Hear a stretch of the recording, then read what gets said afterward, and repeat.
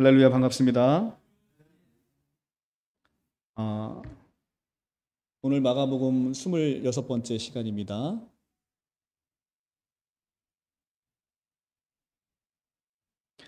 오늘 말씀은 9장, 마가복음 9장 2절로 13절 말씀까지 함께 보도록 하겠습니다. 신약성경 68쪽입니다. 신약성경 68쪽. 제가 봉독해 올리겠습니다. 엿새 후에 예수께서 베드로와 야고보와 요한을 데리고 따로 높은 산에 올라가셨더니 그들 앞에서 변형되사 그 옷이 광채가 나며 세상에서 빨래하는 자가 그렇게 희귀할 수 없을 만큼 매우 희어졌더라. 이에 엘리야가 모세와 함께 그들에게 나타나 예수와 더불어 말하거늘 베드로가 예수께 고하되 랍비여 우리가 여기 있는 것이 좋사오니 우리가 초막 셋을 짓되 하나는 주를 위하여 하나는 모세를 위하여 하나는 엘리야를 위하여 하사이다 하니 이는 그들이 몹시 두려워하므로 그가 무슨 말을 할지 알지 못함이더라.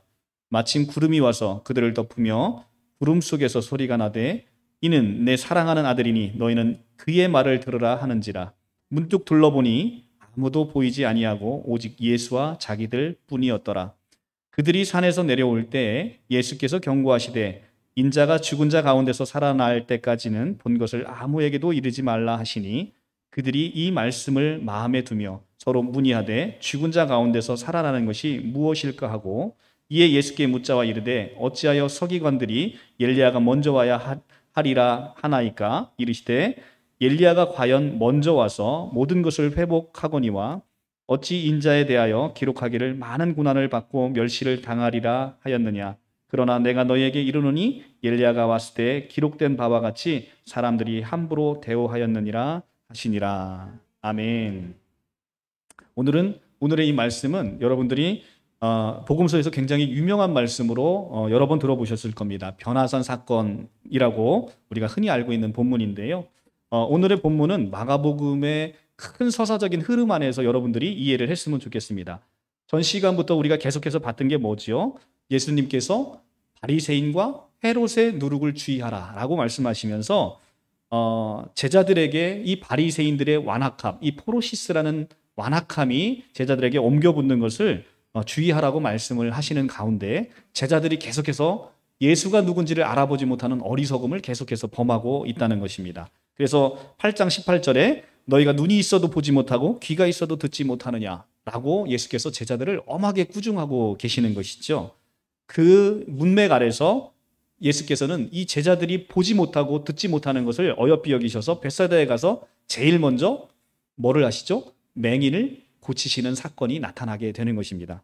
그리고 나서 맹인을 고치고 나서 이제는 예수께서 자기가 누구인지를 제자들에게 밝히고 싶은 거예요. 그러니까 너희는 나를 누구라 하느냐라고 물어보니까 베드로가 고백을 하죠. 주는 그리스도라고 고백을 합니다. 그런데 그 주는 그리스도라는 고백이 마가복음의 본문 안에서는 마태복음과 달리 이 베드로의 고백은 이 그리스도라는 것의 세상적인 욕망을 가득 담은 고백이었다는 것입니다. 예수께서는 지금 십자가의 길을 가고자 하시고 인자로서 사람의 아들로서 오셔서 많은 사람들의 대속물로 자기가 이제는 그 고난의 십자가를 지려고 하시는데 그 길을 가지 못하도록 하는 단어가 바로 주는 그리스도라는 단어로 압축해서 고백을 했던 것입니다. 그러고 나니까 예수와 수제자인 베드로가 한바탕 에피티마오로 서로를 저주하죠. 그리고 이제는 멱살을 잡고 베드로가 예수님의 멱살을 잡고 이제는 예수님한테 에피티마오 하고 있습니다. 그래서 이렇게 가는 길의 갈래에서 제자들과 예수님이 한바탕 거칠게 싸우셨습니다. 그러고 나서 이제 오늘의 본문에서 예수님이 본인이 어떤 분인지를 제자들에게 보여주십니다. 이 보여주시는 의미가 무엇인지를 오늘 이 마가의 복음서의 본문 안에서 여러분들이 함께 변화산에서 예수님께서 변한 게 중요한 게 아니라 변하신 모습을 보여준 의미. 그래서 우리가 그 의미 안에서 어떤 이 마가의 의도를 읽어낼 수 있는지 그리고 예수님의 마음을 우리가 어떻게 이해할 수 있는지가 중요한 사건입니다. 오늘은 이제 한 절 한 절씩 다시 보도록 하겠습니다. 9장 2절입니다. 엿새 후에. 자, 엿새 후에. 이 가이사랴 빌립보에서 예수와 격하게 부딪혔던 그 사건 이후에 엿새가 지금 흘렀다는 것입니다. 엿새가 흘렀다는 거예요. 그러면 엿새가 흘렀으면 사건은 바로 일곱째 날에 이루어졌다는 것입니다. 여러분들 저랑 같이 성경 공부 오래 하신 분들은 많이 들어봤죠? 일곱이라는 숫자. 굉장히 의미 있는 숫자잖아요. 완성의 숫자고 완전의 숫자입니다. 천지 창조가 7일 만에 완성됐듯 이 7일이라는 성경에서 7이라는 숫자는 그냥 나온 숫자가 아니죠. 그래서 완성의 숫자, 완전을 의미하는 시간이 다가온 것입니다. 바로 이 엿새 후라는 단어를 통해서 오늘 뭔가 심상치 않은 놀라운 변화가 있을 것이라는 걸 우리에게 감지해서 보여줍니다. 드디어 이제 제자들이 어떤 깨달음을 얻는 그 위대한 은혜의 순간이 제자들에게 올 것이라는 기대감을 우리에게 갖게 하는 단어입니다. 이 엿새 후에 우리가 성경을 읽다 보면 그냥 쉽게 지나칠 수 있는 단어들이잖아요. 그죠? 근데 이런 단어들 속에서도 성경은 깊은 영적인 의미를 담고 있다는 걸 여러분들이 이해하시면 성경이 훨씬 더 은혜롭게 다가옵니다. 자, 엿새 후에 예수께서 베드로와 야고보와 요한을 데리고 따로 높은 산에 올라가셨답니다. 이 높은 산은 성경학자들이 헬몬산으로 추정을 하고 있습니다. 이 헬몬산은 높아서 그 끝이 하늘에 닿아 있습니다. 그래서 꼭대기는 구름에 가려 보이지가 않고 산 허리와 기슭은 땅 속에 속하였으나 그 머리는 온전히 하늘에 속해 있다라는 산입니다. 예수께서 일어나셨고 이제 12를 바라봅니다.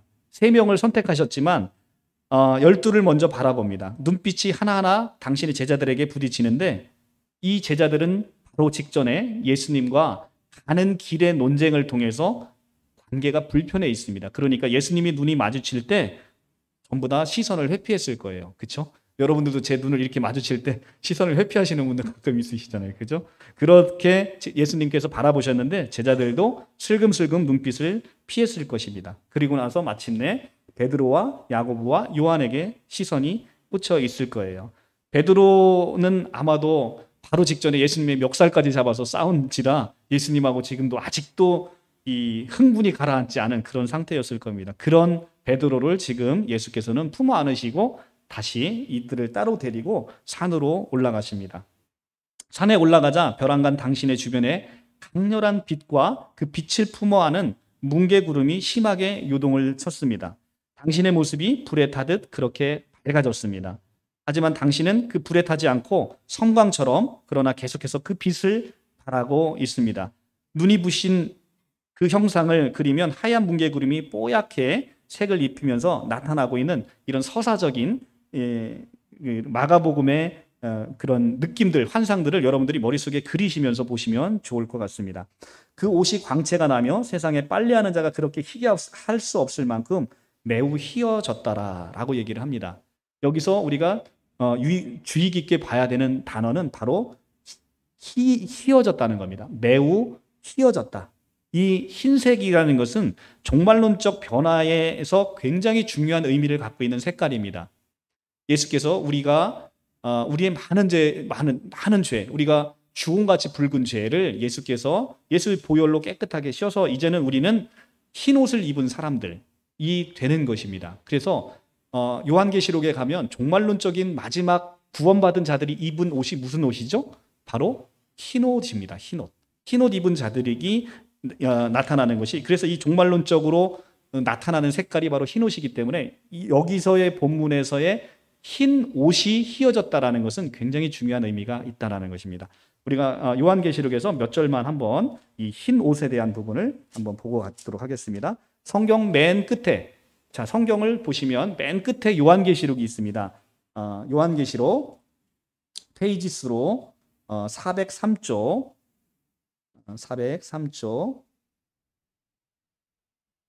3장 4절을 보겠습니다. 401쪽입니다. 401쪽입니다. 요한계시록. 그러나 사대의 그 옷을 더럽히지 아니한 몇 명이 내게 있어 흰 옷을 입고 나와 함께 다니리니 그들은 합당한 자인 연고로. 자, 무슨 옷을 입고 나옵니까? 흰 옷을 입었습니다. 흰 옷. 그리고 바로 옆절에 가면 4장 4절에 가시면 또 보좌에 둘러싼 24보좌들이 있고 그 보좌들 위에 24장로들이 있고 24장로들이 흰 옷을 입고 머리에 금관을 쓰고 앉았더라. 자, 24장로가 무슨 옷을 입고 보좌에 앉아 있습니까?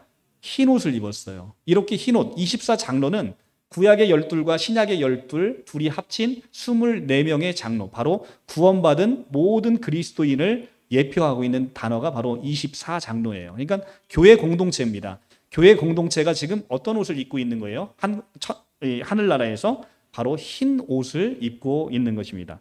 한 절만 더 보도록 할게요. 7장 14절입니다. 바로 뒷자리에 가면 7장 14절. 내가 말하기를 내 주여 당신이 아시나이다 하니 그가 나에게 이르되 이는 큰 환난에서 나오는 자들인데 어린 양의 피에 그 옷을 씻어 희게 하였느니라. 자, 어떻게 해서 우리가 흰 옷을 입게 됐다는 거예요? 어린 양의 피에 그 옷을 씻어 희게 된 옷, 바로 그 흰 옷을 우리가 구원받은 자들이 입게 되는 옷이 바로 흰 옷인 거예요. 신천지에서 나라와 제사장과 흰 무리를 구별해서 지금 7장에 나오는 그 두 무리를 구별해서 제사장이 마치 높은 지위에 있고 흰 무리는 밑에 떨어지는 지위에 있는 것으로 얘기하는데, 이 나라와 제사장과 14만 4천 명의 제사장과 흰 무리는 같은 무리예요. 같은 무리인데 신천지가 그것을 알지 못해서, 당연히 나라와 제사장 구원받은 사람들은 무슨 옷을 입고 있겠습니까? 흰 옷을 입고 있겠죠. 구원받았으니까. 그러니까 우리 성경은 구원받은 사람들을 계급을 나누는 그러한 하나님이 아니십니다. 모든 분을 똑같이 사랑하시는 분이죠. 여러분들 자녀들 나놓고서 자녀들 사이에서 서열을 매겨 놓습니까? 그렇진 않잖아요. 그렇죠?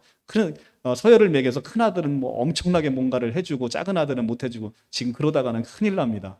우리 하나님도 마찬가지, 모든 자녀들, 주의 자녀들을 똑같이 사랑하시죠. 그래서 우리가 입는 이 흰옷, 이것은 바로 예수 그리스도의 보혈의 옷을 씻어서 희게 되는 바로 그런 옷이라는 것이죠. 그래서 이 흰색이라는 것은 종말론적인 색깔로서 굉장히 의미가 있는 색깔이다라는 것을 여러분들 마가복음에서 지금 이해를 하고 가셨으면 좋겠고요. 그 다음에 예수께서는 그들 앞에서 변형대사, 자, 그들 앞에서 변형대사라는 것을 문법적으로 보면 신적 수동태를 쓰고 있습니다. 신적 수동태를 사용한 것은 여기 예수의 변모야말로 하나님께서 직접 개입하시고 주도하신 하나님의 사건이라는 것을 문법적으로 보여주고 있는 것입니다. 자, 3절에 보면 그 옷이 광채가 나며 세상에 빨래하는 자가 그렇게 희게 할 수 없을 만큼 매우 희어졌더라. 하나님의 위대한 역사 속에서 더욱 하얗게 빛나는 것은 당신의 옷이었습니다. 이 옷은 우리가 마가복음을 통해서 봐서 알겠지만 10년 넘게 혈루증 여인, 12년의 혈루증을 앓고 있던 여인이 만져서 불치의 병을 바로 고쳤던 바로 그 옷입니다. 누구든지 만지는 자마다 성함을 얻었던 바로 그 옷자락입니다. 6장 56절에, 그죠? 그러니까 내 주님이 입으신 옷은 바로 그런 능력 있는 옷이고 그렇게 아름다운 옷이었던 것입니다. 그런데 이것이 인간의 눈으로 예수께서 변모되지 않았을 때 이 옷이 보이지 않았다는 것이죠. 우리의 영안이 열려야만 비로소 우리가 이 아름다운 옷, 예수님의 그 흰 옷을 우리가 볼 수가 있다는 것입니다.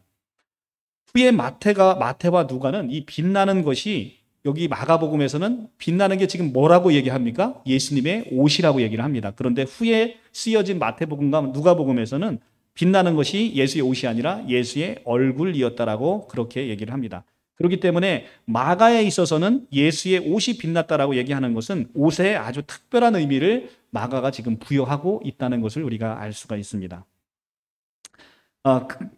그래서 예수께서 이렇게 하얀 옷을 입고 광채가 나시면서 변모됐는데, 이 예수의 변모는 예수의 신성에 대한 하나님의 인증이었으며 신현적인 사건인 것입니다. 그래서 그 하얀 옷은 이제 예수께서 변모된 그 하얀 옷을 입고 변한 그 모습, 그 아름다운 모습, 영광스러운 모습은 종말론적으로 가게 되면 우리가 입게 되는 그 아름다운 영광의 모습을 지금 보여주고 있는 것입니다. 여러분들, 우리가 성경에서 예수가 누군지를 알아가는 것은 바로 나의 정체성을 알아가는 것이다라고 제가 누차 말씀을 드렸어요. 우리 인류 역사 가운데 예수님께서 2000년 전에 오셨어요. 그분 한 분으로 말미암아 BC와 AD를 나눕니다. Before Christ, Anno Domini. 그죠? 근데 그 역사상 나타났던 그 위대한 한 분이 온 세계에서 그분으로 말미암아 기원을 삼고 있는데 큰 다툼이 없어요. 그분이 과연 누구신지, 우리가 그분이 누구신지를 아는 것이 오늘 변화산 사건에서 가장 중요한 핵심 메시지인데, 정작 그분이 누군지를 안다는 것은 내가 누군지를 알아가는 과정이다. 왜 그렇죠? 바로 그분이, 하나님의 아들이신 그분이 육신의 옷을 입고 우리 가운데 오셔서 사람을 하나님처럼 되게 하셨기 때문에, 그분과 내가 하나로 묶어져 있기 때문에 이제 예수를 안다는 것은 나의 정체성이 무엇인지, 그리고 나에게 속해 있는 우리가 보이지 않는 이 영적인 신비들이 얼마나 위대한 것인지를 우리가 알아가는 과정이다라는 걸 여러분들이 꼭 머릿속에 넣으셨으면 좋겠습니다. 자, 예수는, 이렇게 우리에게 오신 이 예수는 지금 제자들에게는 보이지 않지만 바로 그 하나님의 신현적인 모습으로 지금 바뀌고 있는 것입니다. 4절, 이에 엘리야가 모세와 함께 그들에게 나타나 예수와 더불어 말하거늘. 예수의 용모가 갑자기 변한 것처럼 엘리야가 불현듯 모세와 더불어 제자들에게 나타났습니다. 그리고 그들은 예수께 말씀을 아뢰고 있습니다. 이에 엘리야가 모세와 함께 그들에게 나타나 예수와 더불어 말하거늘이라고 얘기를 합니다.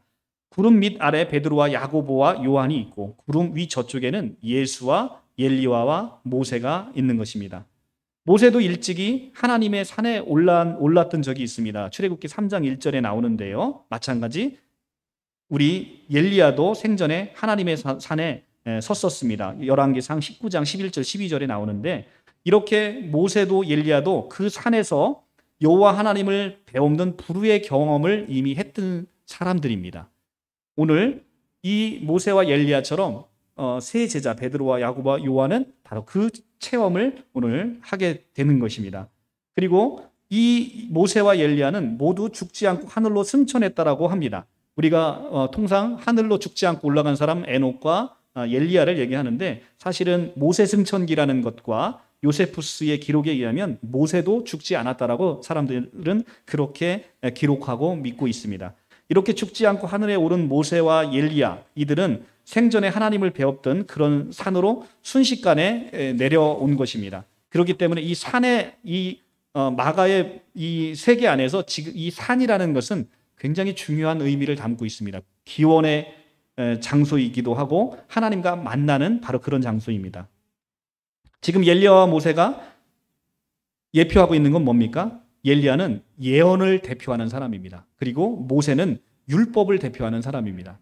예언과 율법을 대표하는 이 두 사람이 하나는 주의 우편에 있고 하나는 주의 좌편에 서 있는 것입니다. 그리고 주와 더불어 말씀을 나누고 있습니다. 이 광경을 보면서 제자들은 도대체 모세와 엘리야와 얘기 나누는 당신은 도대체 누구인가? 오실 그이가 바로 당신인가? 당신이 누구길래 이렇게 역사적인 인물과 이스라엘 백성들이 모두 다 존경하는 이 두 사람과 얘기를 나누고 있는가? 당신이 누구길래 이렇게 중대한 무언가를 이들과 논하고 있는가? 이렇게 제자들은 궁금할 것이고, 또 그걸 바라보면서 굉장히 신기했을 것입니다. 누가복음 9장 31절에 가면 모세와 엘리야와 예수님이 세 사람이 무슨 얘기를 나눴는지를 다른 복음서에는 안 나오는데 이 누가복음 9장 31절에 나옵니다. 그게 뭐냐면 장차 예수께서 예루살렘에서 별세하실 것에 대해서 말하고 있다고 누가가 기록을 하고 있습니다. 그래서 지금 이 세 사람은 그 얘기를 하고 있지만 마가복음에서는 거기까지는 지금 터치를 하고 있지는 않습니다. 그래서 예수께서 갑자기 이 모세와 엘리야가 나타났는데 이게 제자들에게 너무나 갑작스러운 일이었습니다. 너무나 당혹스러운 광경이었어요. 그래서 베드로와 야고보와 요한은 정신줄을 놓을 지경에 있었습니다. 그리고 구름 위를 걷는 것처럼 정말 불안했습니다.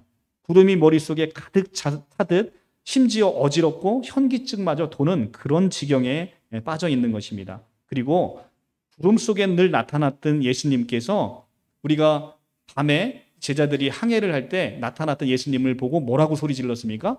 유령이라고 소리를 질렀습니다. 구름 속에 나타났던 바로 이들을 유령이 아닌가라고 또 그렇게 혼동하는 제자들의 모습이 오늘 우리가 상상 속에 그려볼 수가 있습니다. 그리고 나서 베드로가 이 극단적인 두려움과 혼란 속에서 이제 비로소 판단이 섰던 것 같습니다. 예수 좌편에 있는 저 두 사람은 유령이 아니라면 분명 그 전설의 모세와 엘리야임을 직감하고 예수에게 이제는 말을 건넵니다. 베드로가 드디어 예수님에게 이제 고백을 하고자 하는 장면이 바로 5절에 나타나 있습니다. 이미 가이사랴 빌립보에서 베드로는 이미 순수한 의도로 자기가 예수는 그리스도라고 얘기했음에도 불구하고 예수님으로부터 저주를 받았어요. 에피티마오 하면서 저주를 받았습니다. 이 에피티마오, 예수님께서 사탄을 저지할 때 쓰는 바로 그 단어 에피티마오를 베드로에게 막 쏟아 부었단 말입니다. 그리고 나서 베드로는 사실은 본인은 칭찬받을 거라고 생각하고 실제 마태복음에서는 엄청 칭찬받았죠. 근데 마가복음안에서는 이렇게 저주받을 거라고는 생각도 못했는데 그 얘기를 하고 자기가 속칭 얘기해서 망신을 당했잖아요. 많은 사람들 앞에서. 그래서 요번에도 이 얘기를 할까 말까 고민을 했었을 것 같아요. 그리고 나서 엉거주춤한 자세로 비로소 베드로가 다시 한번 얘기합니다. 5절입니다. 베드로가 예수께 고하되 랍비요 우리가 여기 있는 것이 좋사오니 우리가 초막셋을 짓되 하나는 주를 위하여 하나는 모세를 위하여 하나는 엘리야를 위하여 하사이다 하니라고 베드로가 얘기를 합니다. 얼마나 가상합니까? 그런데 이 복음서 저자 마가의 판단은 베드로의 생각과는 달랐습니다. 베드로의 이 말이 어떤 자기의 신앙을 고백하거나 예수님을 알아보고 그런 상황에 따른 고백이 아니라 마가는 6절에서 이렇게 얘기합니다. 이는 그들이 몹시 두려워함으로 그가 무슨 말을 할지 알지 못함이더라. 이 말이 너무 무서워서 엉겹결에 나온 얘기지 어떤 고백이라는 얘기가 아니라고 지금 마가는 얘기를 해주고 있습니다. 베드로가 지금 이 얘기를 한 것은 몇 가지 오해에서 또 예수님한테 엄청 혼날 얘기를 또 하고 있는 거예요. 근데 우리 이 베드로의 모습을 보면서 늘 우리의 모습을 함께 본다는 것이죠. 여러분들 이 베드로의 오해가 우리의 오해와 어떻게 닮아 있는지를 한번 보도록 하겠습니다. 첫째는 그가 여기가 좋으니 여기에 머물자라고 얘기를 합니다. 여기가 좋사오니. 자, 예수께서 지금 바로 전에 뭐라고 얘기하셨습니까? 예수께서는 지금 어떤 길을 가셔야 된다라고 얘기를 합니까? 바로 십자가의 길을 가야 된다라고 얘기를 합니다. 바로 예루살렘 들어가서 그 고난의 십자가를 져야 한다라고 얘기를 합니다. 그런데 지금 베드로는 철없는 베드로 뭐라고 얘기합니까? 여기가 좋사오니라고 얘기를 하는 거예요. 예수께서 해야 할 일이 하나님의 큰 일이 아직 남아있고 그 일을 하고자 하는 결심하는 예수에게 예수의 길을 또다시 막고 있는 겁니다. 베드로 본인과 다른 모든 제자들에게 가야 할 하나님의 길이 아직도 멀었건만 그냥 여기 머물자라고 제안을 합니다. 예수가 보니까 얼마나 황당하고 철없는 베드로이겠습니까? 아직도 예수가 가야 할 길을 알지 못하고 가로막고 있는 것입니다. 예수의 길은 자신의 죽음으로 타인을 살리는 길이거늘 베드로는 그 길을 아직도 알지 못하고 있는 겁니다. 그러니까 예수님이 베드로를 에피티마오 저주했던 것이죠. 사탄아 내 뒤로 물러가라 라고 베드로를 보면서 그렇게 에피티마오 했던 것입니다. 두 번째로 예수를 모세와 엘리야와 같은 반열의 사람으로 그렇게 보았던 어리석음을 가지고 있는 겁니다. 베드로가 누굽니까? 벌써 예수님 따라다니면서 엄청난 기적을 봤잖아요. 엄청난 기적을 보고 죽은 자를 살리고 오병이어의 기적사건과 칠병이어의 기적사건과 바다 위를 걸어오시는 예수님을 봤지 않습니까? 그리고 친히 예수님이 뭐라고 합니까? 에고 에이미, 나는 네가 알고 있는 그 여호와 하나님이다 라고 얘기해 줬음에도 불구하고 지금 베드로는 예수님을 뭐라고 부릅니까? 5절에 베드로가 예수께 고하되 랍비여, 주여가 아니고요. 주여, 퀴리오스가 아니고 랍비여라고 부릅니다. 그냥 자기가 모든 이스라엘 백성들이 존경하는 모세와 엘리야와 같은 수준의 사람으로 보는 거예요. 그러니까 하나는 주를 위하여, 하나는 모세를 위하여, 하나는 엘리야를 위하여 집을 짓겠다 하는 겁니다. 랍비여라는 이 부름 속에 지금 베드로의 인식이 어디에 머물러 있는지를 우리가 알 수가 있습니다. 자, 지금 필시 이 베드로의 고백은 지난번 가이사랴 빌립보에서 예수를 그리스도라고 고백한 것과 같은 맥락이었을 것입니다. 베드로가 고백한 그리스도는 우리가 생각하는 그런 그리스도라는 그 고백이 아닌 거예요. 세상 영광을 가져다 줄 바로 그 메시아를 꿈꾸면서 했던 그리스도의 고백이었던 것이죠. 세 번째로 예수의 변모가 예수에 대한 하나님의 거룩한 인증인 것을 알지 못했습니다. 예수의 변모라는 건 지평을 돌파하고 거룩이 스스로 드러내는 신현적인 자기 계시의 위대한 사건인데 이 점을 알지 못했던 것입니다. 호렙산에서 예수께서 여호와가 모세에게 나타나시면서 또 엘리야에게 하나님이 스스로 자기를 발현하는 모습이 열왕기상 19장에 나오는데 이 하나님이신 그리스도께서 바로 베드로와 저들에게 그렇게 몸소 나타나신 것을 그 기쁜 뜻을 베드로는 미처 헤아리지 못했던 것입니다. 7절 보면 마침 구름이 와서 그들을 덮으며 구름 속에서 소리가 나되 이는 내 사랑하는 아들이니 너희는 그의 말을 들으라 하는지라. 자, 이렇게 베드로의 어리석음이었을까? 그것 때문에 그런지 저 먼지 높았던 구름이 순간 이만치 가까이 다가왔습니다. 그리고 그 구름은 스스로 빛깔을 바꾸었습니다. 이제는 빛나는 흰색이 아니고 검은 먹구름으로 다가왔습니다. 그 구름이 이내 베드로와 그 두 사람을 온전히 덮어버렸습니다. 그래서 마침 구름이 와서 그들을 덮으며, 세상의 구름이 다 여기 모인 것처럼 물이 바다 덮음같이 구름이 잔뜩 몰려와서 그들을 덮었습니다. 세상이 이제는 칠흑같이 어두워졌습니다. 아무것도 보이는 게 없습니다. 숨이 멎을 것 같은 바로 그런 상황입니다. 예수께서 베드로에게 에피티마오 하실 때보다 더욱 눌리고 더욱 질식하는 바로 그런 상황이 연출이 된 것입니다. 구름이라는 것은 본래 하나님의 임재에 대한 상징으로 쓰이고 있습니다. 이 종말의 때 사람의 아들은 마침내 하늘 구름을 타고 큰 영광과 권능으로 다시 오실 것이라는 것이 성경 본문에서 계속해서 얘기해 주고 있습니다. 이 구름이라는 것이 어떤 의미인지 모르니까 신천지에서 자꾸 이 구름을 가지고 여러분들을 속였던 것이죠. 이 구름, 예수님께서 다시 오실 때 구름 타고 오신다고 하니까 예수님이 무슨 손오공이냐 이렇게 얘기를 하시면서 이 구름의 의미를 영으로 해석하는 어리석음을 범하고 있는 것이죠. 구름이라는 것은 하나님의 영광이 어디 속에 있다? 구름 속에 있는 거예요. 하나님의 영광. 그래서 시편에 가면 하나님의 영광이 바로 구름 속에 있다라고 얘기를 합니다. 하나님의 영광과 하나님의 권능의 상징인 것이죠. 하나님이 오실 때 구름에 가려서 영이신 하나님이 구름 기둥과 불 기둥으로 인도하는 이스라엘 백성들에게 있어서 구름이 이동하는 것은 누가 이동하는 거예요? 바로 하나님이 이동하시는 거죠. 그 안에 하나님의 임재가 그 안에 들어있는 것을 상징적으로 보여주고 있는 것이 성경의 전체적인 큰 흐름이죠. 성경은 구약부터 요한계시록까지가 일맥상통해서 기록되어 있어요.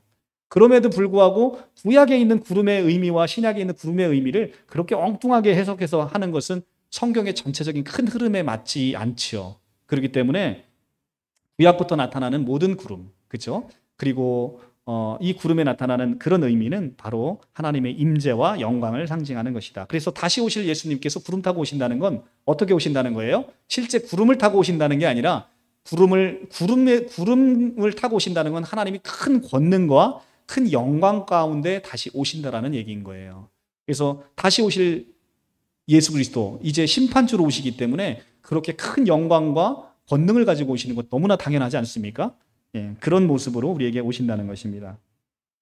하나님께서 이제 구름 속에서 밖으로 나오셨습니다. 그리고 하나님의 산에서 엘리야에게 여호와께서 소리로 나타나신 것처럼 바로 구름 속에 지금 소리로 나오십니다. 구름 속에서 소리가 나되 라고 하면서 이제 하나님의 우리가 이제 이 존재 방식이 이 소리의 형태로 있음을 우리가 알 수가 있는 것이죠. 하나님의 음성이 베드로와 두 사람의 귀에 울립니다. 이는 내 사랑하는 아들이니 너희는 그의 말을 들으라. 신의 음성은 지금 모세와 엘리야를 뒤로 하고 오직 예수 한 분을 지목하고 있습니다.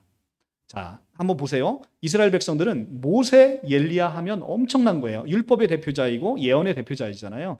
그러니까 이스라엘 백성들에게 이들은 엄청 위대한 사람입니다. 그런데 이 위대한 사람을 다 뒤로 하고 바로 예수 한 분을 지금 신의 음성이 지목을 합니다. 이는 내 사랑하는 아들이다 라고 얘기를 합니다. 하늘의 하나님은 다시 한번 예수를 자신의 아들로 인증하고 있는 것이죠. 율법과 예언을 차치하고 오직 복음만을 집중하고 있는 것입니다. 더욱이 그에게 청종하고 순종하라고 얘기를 합니다. 너희는 그의 말을 들으라. 여호와 하나님께서 세상의 소리로 존재하듯 예수 또한 세상의 복된 소리가 되었으니 이제 그의 말을 듣고 그에게 순종하라는 것입니다. 율법도 아니고 예언도 아니고 이제 그 모든 것은 사라지고 오직 남는 것은 뭐만 남는 거예요? 바로 예수 그리스도의 그 복음만이 남아있다라고 얘기를 하는 것입니다. 모세에겐 이 율법이 있고 엘리야에겐 예언이 있는데 그보다도 예수의 복음, 바로 그것, 예수의 가르침, 이 제자도에 대한 가르침을 듣고 거기에 집중하고 그대로 살라고 얘기하고 있는 것입니다. 그렇기 때문에 이 위대한 신현적인 사건은 예수께서 세례를 받고 물 위로 올라오시던 바로 그 순간과 평행을 이루고 있습니다. 1장 11절에 나오는데요. 세례 받을 때는, 자, 우리 한번 같이 보고 갈게요. 1장 11절. 1장 11절에 비슷한 본문의 내용이 나옵니다. 마가복음 1장 11절.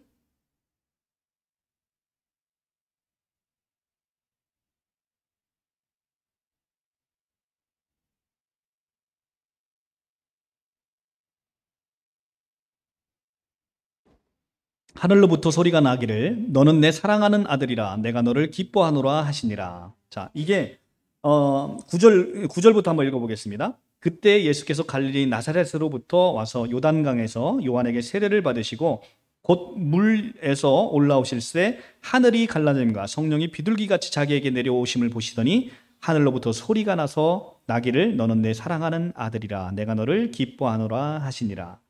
자, 세례를 받는 모습과 지금 변모의 모습이 비슷합니다. 세례 받을 때는 하늘로부터 소리가 납니다. 변모의 사건에서는 구름으로부터 소리가 납니다. 세례 받을 때는 너는 내 사랑하는 아들이라 하십니다. 변모의 사건에서는 이는 내 사랑하는 아들이라고 하십니다. 세례 받을 때 내가 너를 기뻐하노라 얘기를 합니다. 변모 사건에서 너희는 그의 말을 들으라 라고 해서 이렇게 병행적인 본문으로 오늘 예수에 대한 부분이 나란히 하나님의 인증으로 이렇게 나타나고 있는 것을 우리가 보게 됩니다. 이 두 가지 사건, 세례 사건과 변모 사건을 통해서 우리가 몇 가지를 관찰해 보면, 첫째는 구름은 하늘처럼 하나님이 거하시는 곳이라는 것이죠. 둘째, 소리는 하나님의 존재 양식이라는 거예요. 그리고 셋째는 두 사건 모두 하나님은 예수께서 내 사랑하는 아들로 인증을 하셨다는 겁니다. 네 번째는 세례는 하나님께서 예수를 본인에게 직접 인증해 주신 사건인데, 변모 사건은 하나님께서 예수를 제자들에게 인증한 사건이었습니다. 다섯째로 예수에 대한 하나님의 인증은 빛과 소리를 포함하고 있습니다. 제자들이 눈으로 볼 수 있도록 모양이 변하면 빛을 발하셨고, 제자들이 귀로 들을 수 있도록 음성으로 들려주셨습니다. 그리고 이 베드로의 판단이 오해였음을 복음서 저자가 지적하듯 이번에도 하나님이 직접 개입하셔서 베드로의 오해를 폭로하며 예수의 신성을 계시합니다. 자, 지금 베드로의 인식은 뭡니까? 랍비입니다. 그런데 하나님이 직접 개입하셔서 지금 예수를 뭐라고 부릅니까? 내 사랑하는 아들이라고 부릅니다. 자, 우리가 이제 신천지인들 만나면 주로 많이 듣는 얘기가 그거예요. 하나님의 아들이라고 하니까 예수께서 하나님이라는 것을 이해하지 못해요. 그러니까 예수는 하나님의 아들이시고 하나님이십니다. 우리가 그 고백이 늘 있어야 되는 거예요. 하나님의 아들이고 하나님이라는 사실을 모르기 때문에 우리가 많이 이 예수의 자리에 다른 누군가를 끼워 넣을 수가 있는 겁니다. 예수가 하나님이라는 사실을 알면 그 자리에 누구도 들어갈 수가 없어요. 알파와 오메가, 처음과 마지막 되시는 분, 시작과 마침이 되시는 분이 바로 예수 그리스도예요. 자, 알파와 오메가라는 것은 처음과 끝이 다 예수라는 거예요. 그러니까 오직 예수라는 거 아니겠습니까? 그 사이에 누구도 들어갈 자리가 없는 겁니다. 예수는 하나님의 아들이시고 하나님이신 거예요. 그러니까 우리가 예수가 하나님이라고 할 때 예수가 성부 하나님이라는 얘기가 아님에도 불구하고 그냥 보통 신천지인들의 머릿속에는 우리가 예수님이 하나님이다라고 할 때 성부 하나님이다라고 그렇게 인식하고 있는 거예요. 그러니까 얘기가 안 되는 겁니다. 인간의 아들이 사람이듯, 고양이 새끼가 고양이듯, 강아지 새끼가 강아지듯, 하나님의 아들은 하나님인 거죠. 그 속성을 얘기하는 거예요. 속성. 하나님의 그 전능하신 속성을 얘기하심에도 불구하고 예수가 하나님 되심을, 예수가 성부 하나님이라는 얘기가 아니라 성자 하나님이라는 것이죠. 성자 하나님. 그래서 하나님의 속성을 그대로 가지고 있다는 것을 우리가 잘 기억해야 될 것입니다. 8절에 가면 문득 구름 속에 들려온 하나님의 그 음성에 베드로와 그 둘이 놀랐습니다. 정신이 돌아와 주위를 살핍니다. 그리고 나서 아무도 보이지 않는 것이 보입니다. 오직 예수와 자기들뿐만 보이는 것이 보였습니다. 둘러보아도 모든 것이 다 사라져 버린 것이죠. 하여 예수와 자기들뿐인 이 산 위에 이제 아무것도 보이지가 않습니다. 세상은 변한 게 없었습니다.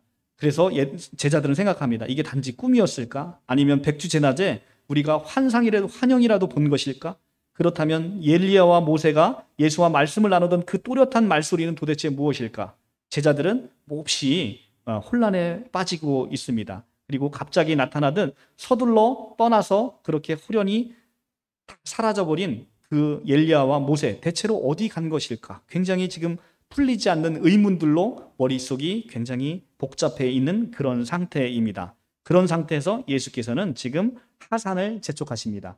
그들이 산에서 내려올 때 예수께서 경고하시되, 자, 산에서 내려올 때 물음에 대한 답을 찾지도 못했는데 예수께서는 또 어디로 내려가자고 하십니다. 이리 급히 내려갈 거라면 힘들게 올라온 건 또 무슨 이야기입니까? 왜 여기를 오자고 한 것일까? 이제 제자들의 마음은 아직도 복잡한 마음으로 계속 쌓여 있습니다. 모두가 침울해서 애써 침묵하고 있는데 예수만은 이제는 분위기가 다릅니다. 예수께서는 발걸음이 참으로 가볍습니다. 낮고 비장한 목소리로, 그리고 아주 또박또박 천천히 구절해서 이렇게 말씀하십니다. 인자가 죽은 자 가운데서 살아날 때까지는 본 것을 아무에게도 이르지 말라. 여기에서 또 이제 예수께서는 본인이 죽어야 됨을 인자가 죽은 자 가운데 살아날 때까지는 이라는 단어를 통해서 예수는 또다시 자기의 갈 길이 십자가의 길임을 또다시 얘기를 하고 있습니다. 자, 무엇을 도대체 침묵하라는 것입니까? 침묵하여 지킬 비밀스러운 내용이라는 게 무엇입니까? 예수는 제자들에게 너희가 본 것을 이르지 말라고 하십니다. 제자들이 본 게 뭡니까? 바로 엘리야와 모세가 나타나 당신께 아뢰던 것이고 바로 구름 속에서 들려온 하나님의 음성이었습니다. 이는 내 사랑하는 아들이라 하신 그 하나님의 인증이었습니다. 제자들은 궁금합니다. 그리고 이제는 너무나 의아해합니다. 도대체 어찌 이렇게 비밀이 많은가라고 지금 그 순간 얘기를 합니다. 그리고 이 순간에 예수께서 이제 말씀하십니다. 아들이 죽은 자 가운데서 살아날 때까지는 침묵을 지켜야 한다라고 얘기를 하시는 것입니다. 이것이 바로 침묵의 명령, 메시아의 명령에 대한 얘기입니다. 마가는 이 메시아의 비밀, 침묵의 명령을 통해서 지금 예수 그리스도께서 본인이 하셔야 되는 모든 것에 대한 침묵을 명하는 이 메시아 비밀을 계속 마가복음의 이 본문 내용으로 계속 이어가고 있습니다. 이 메시아의 비밀이라는 것은 전부 다 놀라운 얘기라는 건 제가 말씀을 드렸죠. 메시아의 비밀은 결국은 우리를 위한 하나님의 큰 명령이었어요. 그러니까 결국 우리가 십자가에 예수를 못 박아 죽었습니다. 우리는 메시아이신 바로 그분이, 하나님의 아들이신 그분이 우리에게 자신이 하나님의 아들로 오셔서 온 인류를 구원하신 그 분이라는 것을 알지 못한 채 저들은 저들의 죄를 알지 못하나이다 라는 마지막 십자가상의 그 하나님께 드리는 우리를 위한 사죄의 기도를 위해서 메시아의 침묵의 명령으로 우리에게 계속 보여주시는 그 은혜의 말씀을 우리에게 선포를 하고 있습니다. 자, 당신의 그 장엄한 죽음과 부활의 그 환희가 있은 후에는 그런데 모든 것이 이제는 알려질 것입니다. 그때는 하나님의 아들 되신 예수 그리스도의 정체성도 더 이상 비밀이 아니고 하나님의 섭리 가운데 이 복음의 비밀도 더 이상 비밀이 아니고 이제 당당히 만방에 전해져야 될 그런 때가 올 것입니다. 그때는 이제 바로 하나님께서 정하신 바로 그때 이 십자가의 죽으심과 부활 때이고 그때로 말미암아 하나님의 통치, 하나님의 나라가 비로소 시작이 되는 것입니다. 자, 지금 오늘의 이 말씀을 통해서 우리가 이제 엿새 전에 이제 가이사랴 빌립보가 예수께서 여러 가지 길에 있는데 그 어느 길에서 예수께서 말씀하십니다. 자기는 사람의 아들이 많은 고난을 받고 장로들과 대제사장들과 서기관에게 버림받아 죽임을 당하고 사흘 만에 살아나야 할 것임을 비로소 처음 말씀을 하십니다. 그러니까 바로 예수는 자신이 이 하나님의 아들이지만 사람의 아들을 자처해서 이제 내가 사람의 아들로서 온 인류의 대속제물로 갈 길, 그 길을 선택하셨던 것이죠. 하늘이 선포한 바 내 사랑하는 아들은 예수가 자처하는 바 바로 사람의 아들이었다는 것입니다. 하늘은 분명히 예수를 뭐라고 선포합니까? 내 사랑하는 아들이라고 선포를 합니다. 내 사랑하는 아들이라는 건 무슨 얘기예요? 하나님의 아들이라는 거예요. 그런데 예수는 스스로 뭐라고 얘기합니까? 나는 사람의 아들이라고 얘기를 합니다. 바로 여기서 놀라운 비밀이 쌓여 있다는 거예요. 하나님의 아들이 곧 사람의 아들이 된다는 것입니다. 하나님의 아들이 곧 사람의 아들이 됐다는 것은 이제 사람의 아들인 우리가 누구 아들이 됐다는 거예요? 하나님의 아들이 됐다는 거예요. 사람의 아들인 우리가 하나님의 아들이 됐다는 거예요. 얼마나 놀라운 일인지 여러분들 한번 생각해 보세요. 여러분들 우리가 그냥 세상적으로도 우리가 정말 재벌집의 아들이거나 아니면 대통령의 아들이거나 얼마나 놀랍습니까? 그런데 그보다 우리는 이 사람의 아들이 하나님의 아들이 됐다는 건, 하나님이 어떤 분이십니까? 온 우주의 주인이시잖아요. 그 하나님의 아들이 됐다는 것은 정말 놀라운 선포라는 것이죠. 그래서 하나님의 선포는 예수는 내 사랑하는 아들이라는 거예요. 그런데 정작 그 예수는 뭐라는 거예요? 나는 사람의 아들이라는 겁니다. 그래서 이 사람의 아들이 하나님의 아들이 되었다는 거예요. 그래서 이 모든 놀라움이 우리에게 전가된 우리의 신분의 변화로 나타나게 됐다는 것입니다. 오늘 마가복음의 변화산 사건은 바로 그것을 얘기를 하고 있습니다. 그래서 오늘 예수께서 변화산 사건을 통해서 우리에게 보여주고자 하는 바로 그 메시지는 바로 이것입니다. 자, 오늘 변화산 사건의 의미를 한번 정리하고 말씀을 마치도록 하겠습니다. 오늘 변화산 사건은 베드로가 가이사랴 빌립보의 고백 이후에 이루어진 사건입니다. 그 이후에 변화산이 주는 의미는 십자가의 길을 따라갈 때 궁극적으로 우리가 어떤 영광스러움이 있는지를 보여주는 제자도와 관련이 있습니다.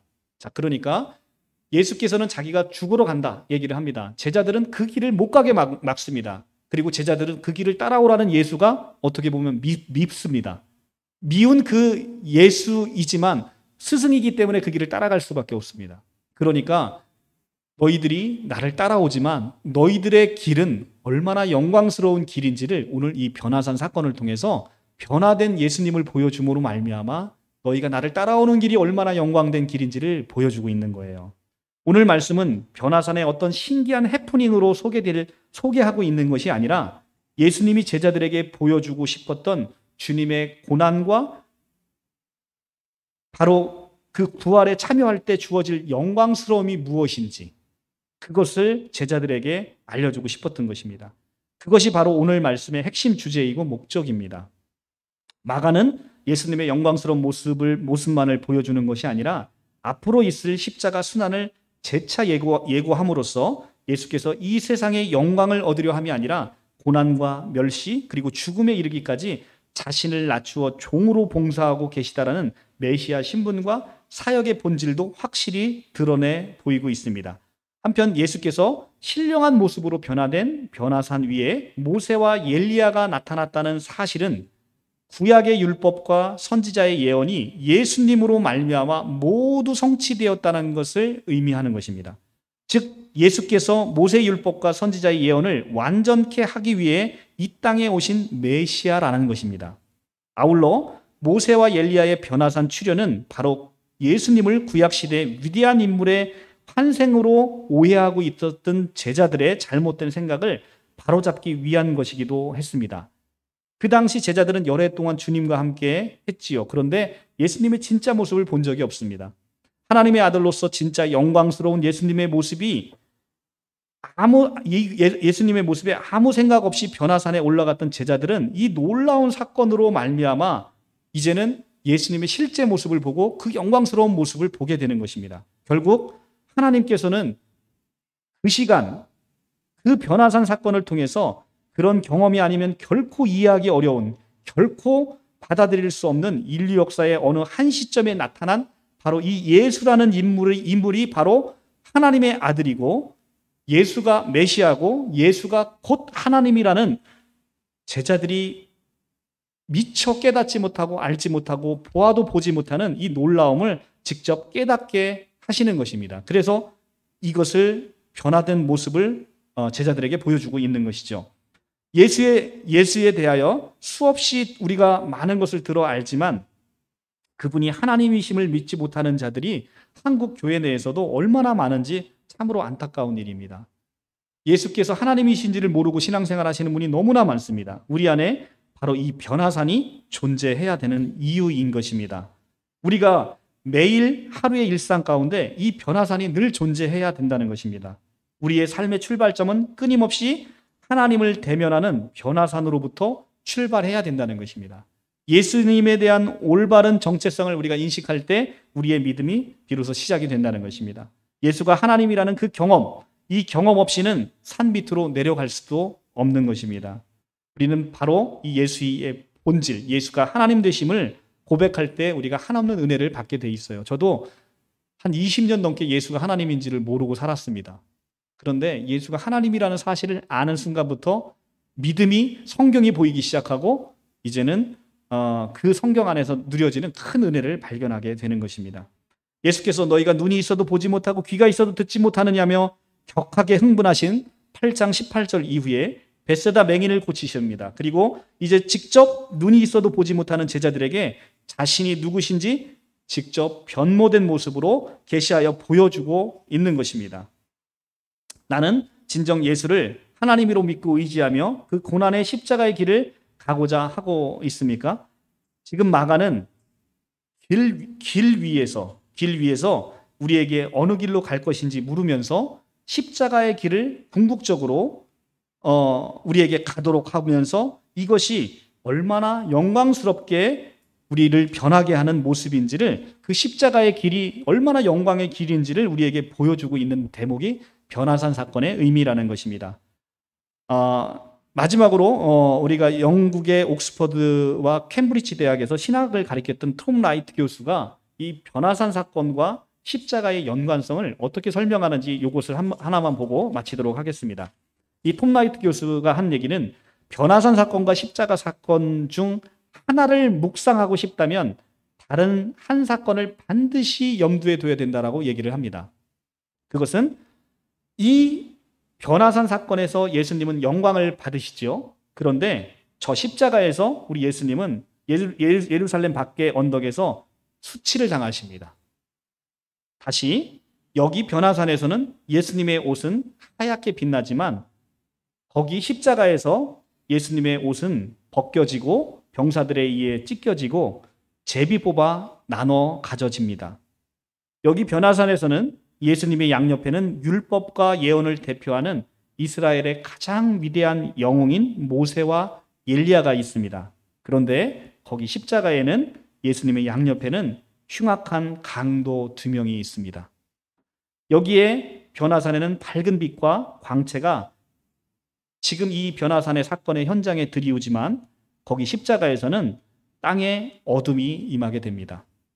여기 베드로는 변화산에서 여기 베드로는 이 모든 것을 참으로 아름답고 놀랍다라고 하면서 엄격결에 여기가 좋사오니라고 내뱉습니다. 그런데 거기 십자가에서는 예수님을 모른다라고 부인하고 수치심에 숨어버립니다.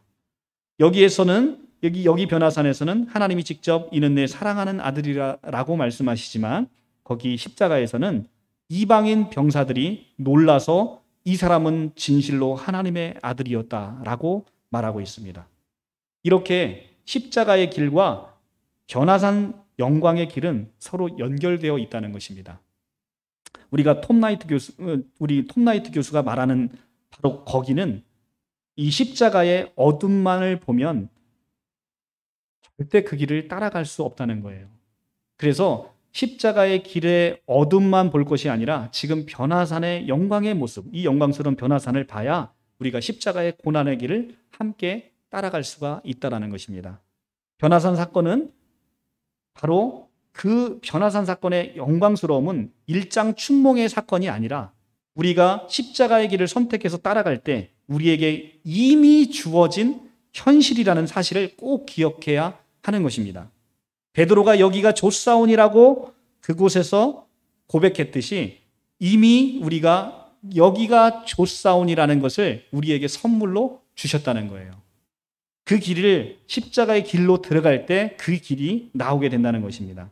오늘 예수께서 자신의 십자가의 길을 가야 함을 제자들에게 알려주시면서 그 길을 함께 따라가야 하는 근심하는 제자들과 우리에게 바로 이 변화산의 영광스러운 모습을 보여주시면서 변화된 인자, 즉 변화된 인자, 사람의 아들인 예수와 우리가 십자가를 거친 후에 영광스러운 하나님의 아들들이 되어 얼마나 영광스럽게 변모되어지는지를 오늘 변화산 사건으로 보여주고 계시는 것입니다.